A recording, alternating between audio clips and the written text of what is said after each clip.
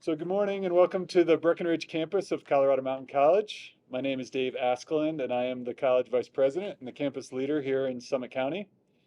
On behalf of the Board of Trustees for Colorado Mountain College, including our term limited and outgoing board member, Patty Theobald, and our recently elected Summit County Representative, Carrie Bueller, I would like to thank Governor Polis and all of you for joining us today. I would also like to pass along greetings from our president, Dr. Carrie Hauser, who is out of town and was wishing she could join us this morning. We are honored to host this significant announcement on property tax relief, an issue that directly impacts the lives of our students, faculty and staff, and the broader community. Your decision to bring this conversation to our campus demonstrates a keen understanding of the pivotal role educational institutions play in shaping the future and the importance of involving the younger generation in discussions that shape their communities. Colorado Mountain College has commitments towards innovation, care, equity, and integrity, which means we take the responsibility and trust our communities have given to us with tax dollar support seriously and believe it is important to honor that trust with decisions and plans that represent the economic realities of our communities. Our Board of Trustees decided in May they would cap the college's revenue at prior year plus inflation, as we projected the valuations would reach historic levels. Our strategic plan emphasizes a commitment to managing the college's budget within inflation. Colorado Mountain College looks forward to working with the Governor's Office and the General Assembly to create a meaningful and appropriate property tax solution in the year ahead. Today it is my honor to introduce our esteemed Governor, Jared Polis. Welcome to CMC, Governor. Thank you. Thank you, Dave. Thank you. Thank you, Vice President Askeland. I really appreciate the warm welcome. And this is a really important, and I want to begin by thanking the trustees. I want to thank Chris Romer, Patty Theobald, Peg Portscheller, Marianne Vergili, Bob Hartzell, Marky Butler, and Bob Kusinin for really setting this direction of making sure that not only can CMC continue to thrive, Colorado Mountain College, but homeowners in all of these 6 counties, which have seen huge increases in the property value, that the property value piece, the tax piece from Colorado Mountain College will just go up at the rate of inflation. You know, across our state, Eagle, Grand, Jackson Lake, Garfield, Pitkin, and Summit have seen some of the larger increases in property values over the last 2 years, over 40%. Now, a little bit of background here. Colorado Mountain College is a special district like Ames Community College. There's 2 of those. The other community colleges are part of a different statewide system. So what does that mean? Colorado Mountain College, like over 4,000 special districts, and chances are, whoever's listening to this, you live in one. It could be a sanitation district, a library district. We all live in a school district in a county. Those are districts that collect property taxes. We don't all live in a community college district, but Weld County residents do, and the 6 mountain counties in Colorado Mountain College do. So you might live in 2 or 3 or 4 of those. The taxes are collected by your county on one line, but they are then distributed to these many different entities. And so what the state did as a backdrop for property tax relief everywhere in the state is we reduced the assessment of your home that gets taxed by 55,000. So if your home is worth 700,000, you will be taxed on a $645,000 value of your home rather than the full 700,000. We did that statewide. We also slightly reduced the rate. However, that is still a major increase for many people, not everybody. There's areas of our state where property values didn't go up 30, 40%, of course. But for much of the Denver metro area, Colorado Springs metro area, the mountains, the property value increases were above that level of relief provided by the state government. And we know that hardworking Coloradans, they didn't necessarily get, hardly anybody got a 30 or 40% raise over 2 years. Maybe they got a 10 or 12% raise over 2 years. Inflation was higher than usual. So if your property taxes are going up much, much, much higher than your income, it makes Colorado less affordable. Colorado Mountain College was in the forefront of recognizing that. They know that their students, their faculty, live in the communities that they serve. And that's why their board of trustees, their leadership, committed to just having an increase that keeps up with inflation from their property tax base. Like other community colleges, they also receive money from tuition, other sources, but their base funding is from property tax assessment in the special district of the 6 counties. They are going to manage their budget while letting that go with inflation rather than the large value increases that occurred in their district. Special districts are complicated. I don't want people to tune out. I want people to tune in because some have not debruced. Some have automatic mill levies that float down if it was tied to what was asked of the people. But for many, many others, and again, almost everybody in Colorado lives in one. Well, everybody does because you all live in a county, but many also live in other special districts, school districts, and other special districts you're guaranteed to. Those governing boards have an opportunity over the next few weeks to really just look at the data and the information and, like Colorado Mountain College, make the decision that makes sense for them to say, look, in our sanitation district, the costs of handling the sewage have not gone up 38% like property values. Maybe they've gone up 12% or 15% over 2 years. So for that difference, let's do a mill levy reduction. Let's reduce the property taxes. Really, we're looking at a 2-year window here. I mean, because that's how long this assessment period is. Special districts, you can ask them to do it for 1 year or two, and they can look at it again next year. But since assessments won't change, it makes sense to look at it for 2 years. They know what the state did. They know the baseline of relief. They know if there's any backfill for their special district. For some that had low increases, there was backfill. So that piece is done. Now it's time for the local governing boards that we elect, and the Colorado Mountain College Board is an example. They're elected by the people of their district, and so are commissioners and school board members, so are library and sanitation districts. All these folks are elected. It's time for them to look at what the state did and say, look, what can we do? Because we're also live in our community. We also want our community to be affordable. They also pay property taxes.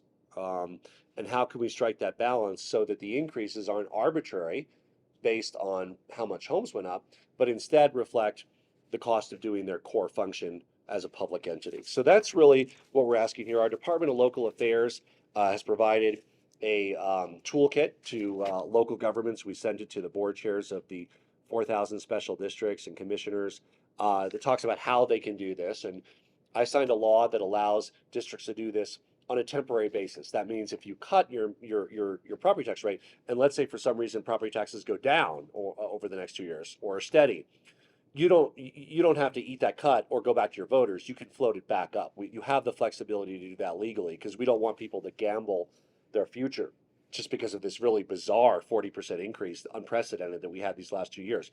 So you can secure your future as a special district. You don't have to worry about that uncertainty, but you can also provide some relief now to homeowners in Colorado. Property owners are looking to their local elected officials for help, for reduction. There's a couple weeks here to act. This is for this year, which means really action is over the next 2 or 3 weeks. And we're hoping that the governing boards can convene and, like Colorado Mountain College for Eagle, Grand, Jackson, Lake, Garfield, Pitkin, Summit, and Route, they're able to reduce their mill levies either to the rate of inflation, like Colorado Mountain College, or at the very least closer to the rate of inflation. And that's a big deal. That's a big deal for affordability in our state. To be clear, the cost of living is broader than just property taxes. There's a lot more we need to do to make living in Colorado more affordable, including more housing now and making sure that we can have more affordable units near job centers. But certainly property taxes are part of that. Whether you own or rent, you're effectively paying property taxes, and an increase next year would increase the cost of living, which is the opposite of what we want to do. We want to decrease the cost of living in Colorado. So I know our local districts will step up. We're very excited to work with over 4,000 local special districts, school districts, counties across the state of Colorado. And I want to thank Colorado Mountain College, their leadership, their board of trustees, for really showing the way and knowing that just like any function of a special district, whether it's a library or sanitation or schools, it doesn't function in isolation. They want to be a Colorado Mountain College system in a thriving mountain community, right? They don't want to become a detriment to the cost of living in the communities they serve because they know that they have to be able to serve the people that live here, and people have to afford rent or mortgage in the communities they serve. So thank you to Colorado Mountain College. I'm looking forward to many different districts across the state following suit, and I'm happy to take any questions. Yes. Governor, I have a question. I'm Robert Chan with the Summit Daily News. Yes. So on mill levies, Mhm. just talking about Summit County specifically, Mhm. so the county government has been having a lot of discussions Good. amongst their commissioners about what they're going to do. They had been thinking about a 4.4% average reduction Mhm. across all their mills. Yep. With the majority of that coming from voter-approved bills that Mhm. fund things like fire relief and response, Mhm. child care, behavioral health. Um, I guess, what do you say to, the voters who approve those bills, who still want to see those services? Yeah. So these are not, to be clear, these are not decreases. This is a decrease in the rate of increase. So when the voters approved these mills, there was a constitutional amendment in Colorado called the Gallagher Amendment.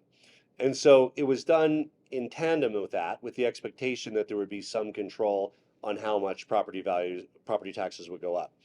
The voters repealed the Gallagher Amendment several years ago. So now it is up to our local elected officials to be able to reach that balance between affordability and those core functions. And so something in that 4 to 5% range sounds very defensible. It shows that they really are reacting to the needs of the cost of living here. At the same time, those fire districts and others will likely increase at rates that are close to 15 or 20% over 2 years. It could be more. So they're going to look at those numbers and say, look, in many areas, this is a windfall. We do have unfunded and unmet needs in these areas. Let's maybe in those cases let them float up even above the rate of inflation, but let's also make sure that homeowners are protected and that the cost of living is protected in the absence of a statewide way of doing that like Gallagher. Gallagher did one thing well and two things poorly, which is why the voters repealed it. The thing it did well is it did prevent large increases in property taxes for homeowners. The two things it did poorly was it jacked up rates for small businesses, continually in an upward trend. And Colorado has one of the biggest differences between the commercial and non-commercial rate of any state.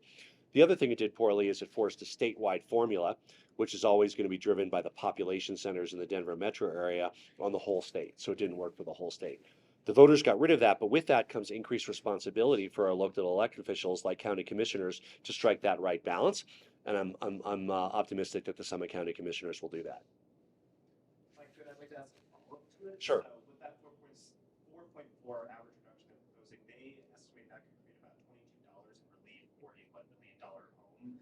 Compared to, That's on top of the state relief, to be clear, but yes. Yeah. well, but compared to what the state passed in Yeah. the state legislation just passed in the special session, it would be really On top. upwards of 150 just with the special session. So I guess Yeah. my question is, I mean, $22 versus $150+. Do you think that what the state has done, is already enough? I guess. Yeah.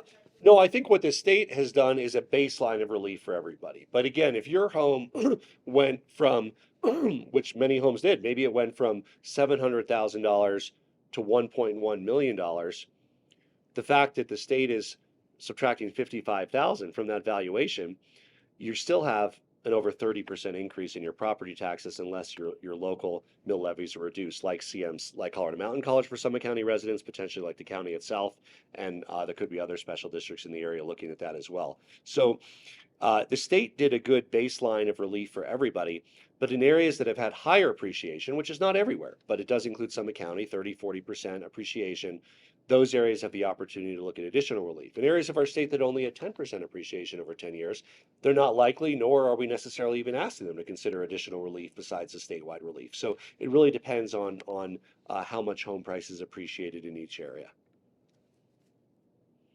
Is that, are you sure on the math on that? It was just, if it was 4.4, it was only 22? That came straight from the county.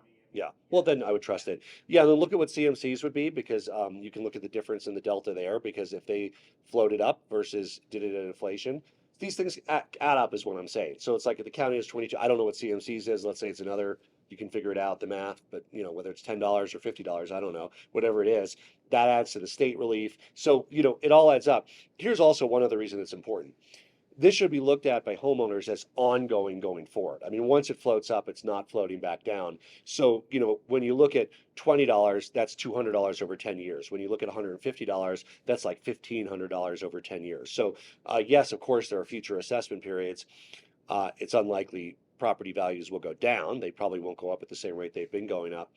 But really, this is compounding over time. And that's why in this adjustment year, these actions are so important, and even small cuts are very, very helpful to affordability for homeowners. Yeah. So I've reached out to several of the taxing entities. Yeah. Here, like Good. Fire EMS and the county, of course, the Mhm. school district, other special taxing entities, districts. Everyone that I've talked to is not really characterizing the increase in revenue as a windfall. They're saying that this is actually, a lot of that is going to be eaten away still by inflation, their staffing concerns, just the rate of cost for services going up in general. So, I mean, every taxing industry Yeah. that I've talked to is not planning to do any mill reduction outside of possibly the county or CMC. What do you say, to those Yeah. entities that say, look, we need this revenue? Well, I'm really hopeful that they take a look at doing something, even if it's small, because I don't have it in front of me. It's over 40. Is it 40% roughly in some? I mean, the increase was about 40%, wasn't it? 60%. The 2 year was 60% here. So yeah, very high. I mean, I think across CMC it was just over 40, but Summit was one of the leaders. So I mean, when property values go up 60%, that doesn't mean that your costs have gone up 60%. Yes, inflation's a factor. Wages have gone up faster than inflation, and that's a cost. And maybe it's defensible if inflation over the 2 year period was 12.8%. I totally understand that many special districts may say our costs went up 18%, maybe even 20%. But you start with what inflation was. You look at how your costs went up and how you can defend that to voters, and then reach a conclusion about what level of relief you can provide. But I'm hopeful that in an area where property values went up 60%, there's room to provide some relief for every special district that derives their revenue from that area, and really look to Colorado Mountain College and what the county are doing as examples of that leadership. Now, one more thing, not every mill levy is adjustable. Some are tied to bonds and some float down automatically. So there's a wide variety out there, but the ones that are discretionary for their boards, they should take a look at and say how much of our costs have gone up, and how can we make sure that our community remains livable, which is also a core function of what our special district needs to do, make our community more affordable and more livable. Anybody else? Thank you.